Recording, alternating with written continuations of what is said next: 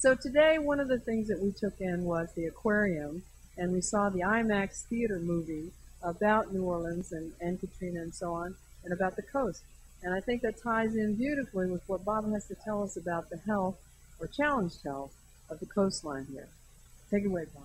We're hurting down there real bad, and it's a big reason why Katrina was so bad. And we are losing land down here in South Louisiana at an amazing rate. About a football field a day of land disappears from our coastline.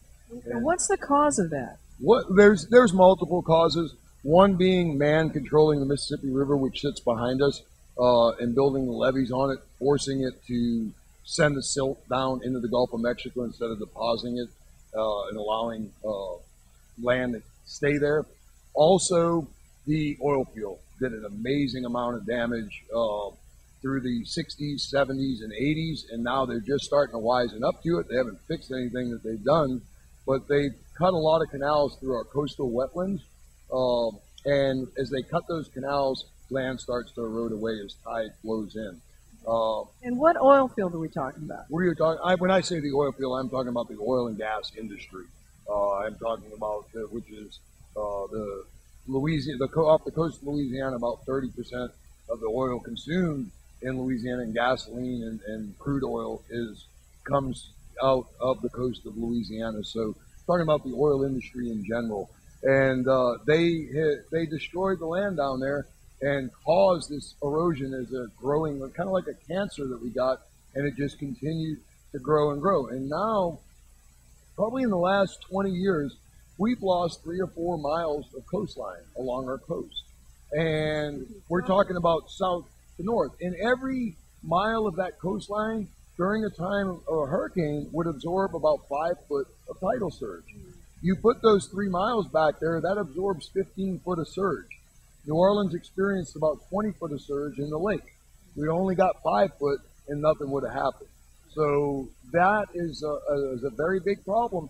We are finding natural ways to deal with it, but we're going to need the help of the oil field, and we're going to need a lot of money to do it. And unfortunately, the country's not really aware of how important we are and the coast of this state is.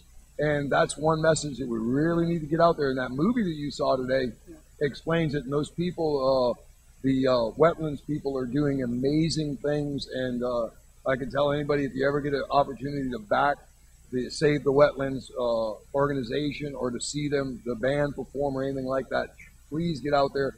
Try to see the movie Hurricane on the Bayou and educate yourself a little bit about it, because if we lose more and more of this, eventually the city of New Orleans will be on the coast of Louisiana. And a lot of people don't realize we're about 50 miles from the coast right now, and we want to stay that way. Yeah, exactly. And this, by the way, is the largest, between this and Baton Rouge. If you put the two of them together, this is a huge port, and economically, it's a vital asset to us, right? I mean, it's the city of New Orleans, or the port of New Orleans, which is along the banks of the river, is the second largest port in what comes in and out behind the port of New York City. And if you put New Orleans and Baton Rouge together, which you're only talking about 60 miles upriver, you would actually have the largest port. And the big reason for that is the petroleum that comes in.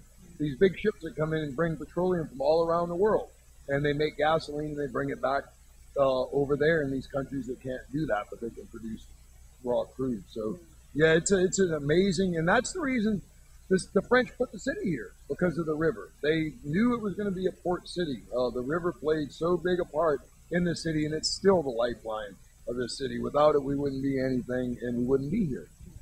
The land even was created by the river when it built up here in the high land. Like I told you yesterday, the high land, a lot of people looking around out there think that the river flooded the city of New Orleans during Katrina. Didn't have anything to do with it. The river is the highest land, and along the banks of the river is the only land that was spared from Hurricane Katrina. Yeah, and the river brought down the land naturally. It built up these buffers, and so closest to the river is the highest land, as you were saying yesterday. And then further back, as you go further back, you're getting below sea level by how many feet? In some areas of the city, I would think 8 to 12 feet probably below sea level, up toward the lake in some certain areas. The city on the average, probably about 5 to 6 feet below sea level, but there are some areas where you're 8 to 10, 12 feet below. Well, I understand all about that. Being from another area called Goshen, New York, that a lot of that is below sea level as well. So it's an interesting, you know, it's difficult, it's a challenge, but it's worth us taking the time to engineer the challenge and engineer it in a way that's not only economical, but that it makes sense for the environment. And that's what we're trying to do. And I think that, like you said, the movie is brilliant, and they're talking about reseeding and redeveloping that buffer.